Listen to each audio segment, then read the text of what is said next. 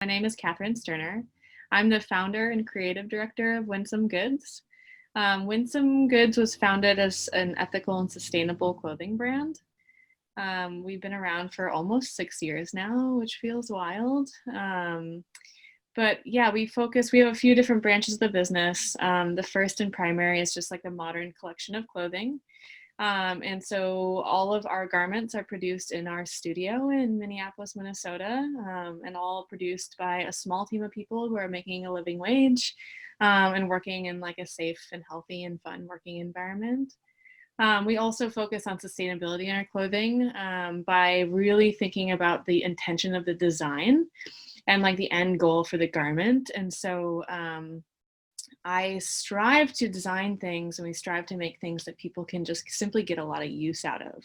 So we want to create garments that are unique and special and fashionable without making them too precious. So we want things that are like easy to care for, easy to wear, things that can be transitional. So you can sort of change them from like a dress to a top, etc. So that's the clothing, modern clothing component. We also have our workshops that I'll talk about. And we have our Zero collection, which just launched this last year. So we, for several years, knew that we wanted to create some sort of zero waste fabric system with all of our cutaway scraps and then all of the other textile waste in the company. So any, samples that didn't turn out right, or any garments that maybe became like ruined or defective in the production process, we just wanted some way to reuse this textile and this fabric instead of just throwing it away.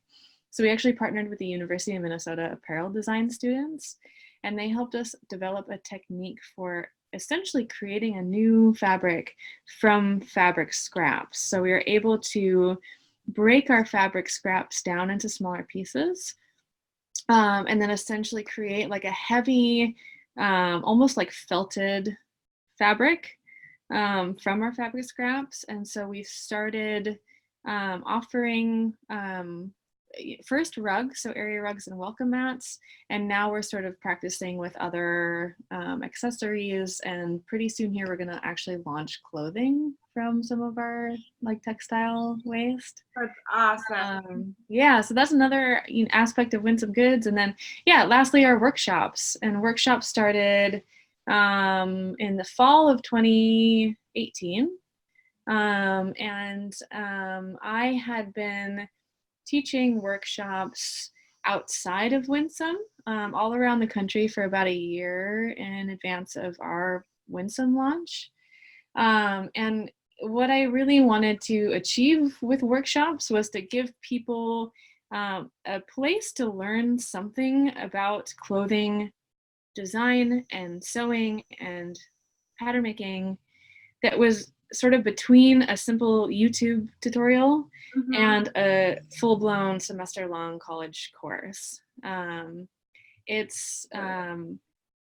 I am excited about hosting workshops that are maybe a little bit more serious than just like, hey, I want to go have a fun casual afternoon drinking wine, but rather it's for people who think like, hey, I might really be interested in this, but I sort of want to test the waters before like committing too heavily.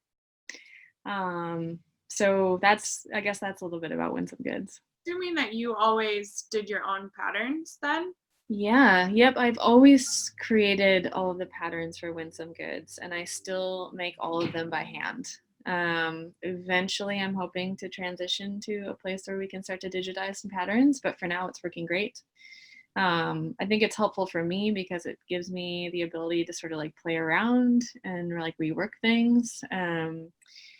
But my background is in apparel design. I went to college for I graduated from the University of Minnesota for clothing design. So I have pretty extensive knowledge about pattern making at this point, and it's actually kind of one of the parts of the process that I enjoy the most and I love and I get really excited about. So it's one of my favorite courses actually in our workshop series, is to start to teach people sort of these introductory skills for pattern creation. Cool. What do you tell people when they are wondering if they should take this workshop? Yeah, totally. Yeah. I suggest to people that they have some sort of understanding of the sewing machine and about sewing garments in general. So anyone who has worked with maybe a store-bought pattern before or has sewn projects on their own, it's not totally necessary, but I think it helps for people to get the most out of the course. But it's truly sort of like an introductory course that we cover several different aspects in an attempt to help people figure out what it is that they're interested in pattern development. So we cover things from, tracing an existing garment, if you're interested in sort of making your own pattern from styles you already like, or if you're a vintage shopper per se, and you want to be able to like recreate these vintage pieces. We focus on flat patterning as opposed to any sort of like draping. So those are the two types of pattern creation. And what is the difference from, for the people that don't know? Yeah, absolutely. Pattern and draping. Totally. So draping is creating a pattern from a dress form or like the body form itself. So it's taking fabric, pinning it or draping it to the form, and then cutting and marking and laying it flat and finding your pattern that way. Flat patterning is starting from essentially like measurements or some sort of what's called like a sloper or like a simple like pattern piece, and being able to adjust and mark and like slash and spread that pattern in such a way that you can create a 3D form before working with a fabric type or with a dress form. I'm sure there's a more eloquent way to explain that, but what I like about flat patterning and why I think it's important for beginners is because it's far more easily accessible than draping.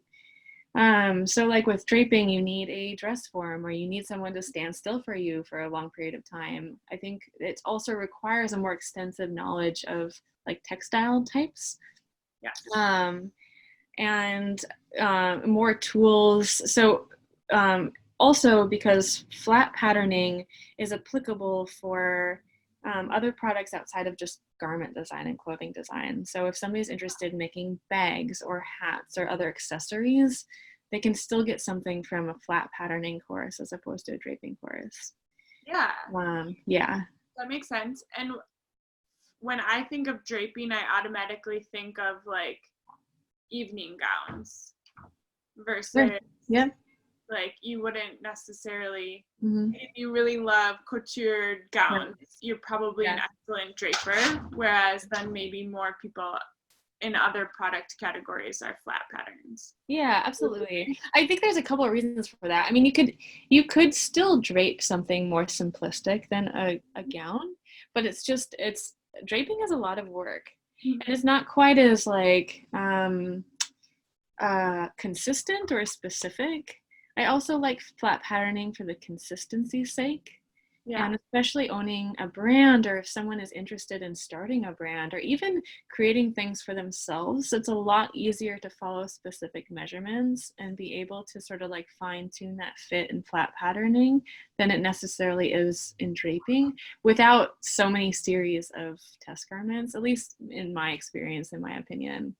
So yeah, we'll cover tracing a garment. We cover sort of the like foundational skills of flat patterning. We talk a little bit about how to like capture measurements and make sure things are fitting.